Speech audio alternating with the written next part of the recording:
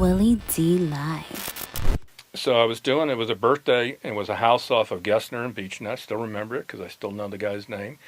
And it was a Friday night at 9:30, and I'm in this pink, yellow chicken suit, and I walk in the door, and the person whose birthday it was, I mean, all of a sudden I started getting pummeled.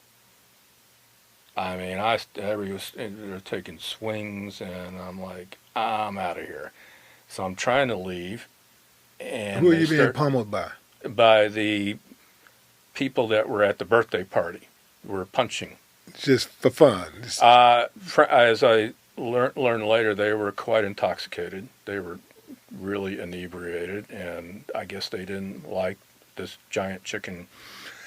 It's a funny story now, but at the time I'm trying to leave, and they start chasing me and so I'm running across lawns in this.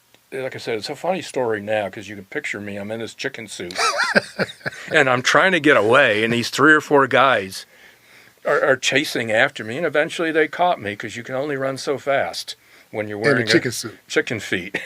And they knocked me down, and they were kicking me, and I was like, the outfit actually insulated most of the blows because I had this big, and I finally was able to get back up and got to my car through the passenger side, and I get into the driver's side, and a guy comes up to the window, and he pulls a pistol out, and he said, "You're not going anywhere."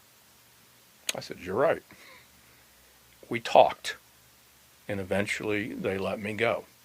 I called the Houston Police Department, made a report, never heard anything back. Nothing. I'll never forget that. I made this report. I know who the person was. I got never heard anything back, and it really struck me. Why wasn't I contacted? Why wasn't this, why nothing happened. And it shook me up, obviously, because, he could have easily, pulled a trigger or whatever on me. So that was a very, to this day I remember it. And that was 1980, 1981. Was that the house? Was it the house on the corner of Beechnut and Gessner? There's a house. That's a big house right there. There's a street there called Hazen. Okay. Yeah, I still have it. I still know the guy's name.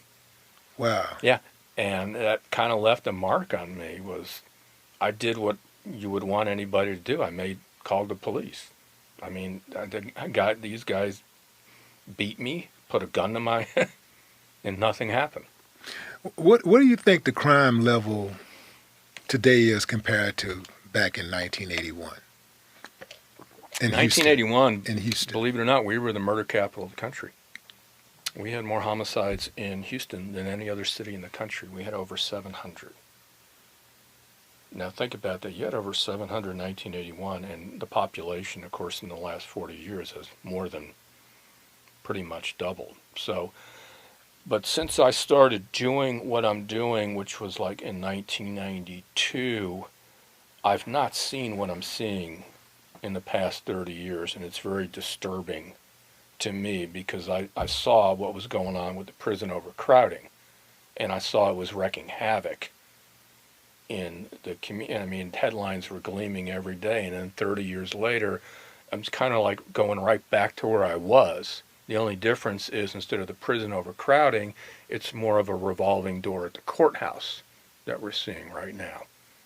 And I've seen so many people become victims that, quite frankly, should have never become crime victims because the system failed them.